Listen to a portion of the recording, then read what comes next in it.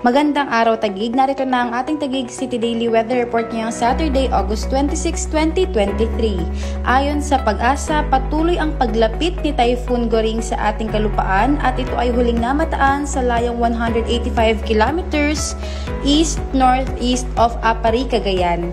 May lakas itong aabot sa 140 kilometers per hour malapit sa sentro at pagbugsong aabot naman sa 170 kilometers per hour.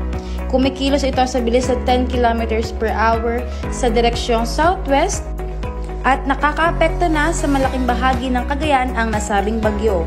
Wala naman itong direktang epekto sa lungsod ng Taguig. Samantala, ganap ng low pressure area ang cloud clusters na minomonitor sa labas ng Philippine Area of Responsibility. Huli itong namataan sa layong 1,825 kilometers east of southern Luzon.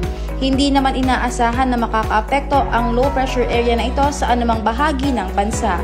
Samantala, ayon naman sa ating tower system, makararanas ang ating lungsod ng bahagyang maulap hanggang sa maulap na kalangitan at tsansa ng mga pag-ulan, pagkidlat at pagkulog lalo na sa hapon na gabi dulot ng localized thunderstorms at sa epekto ng southwest monsoon.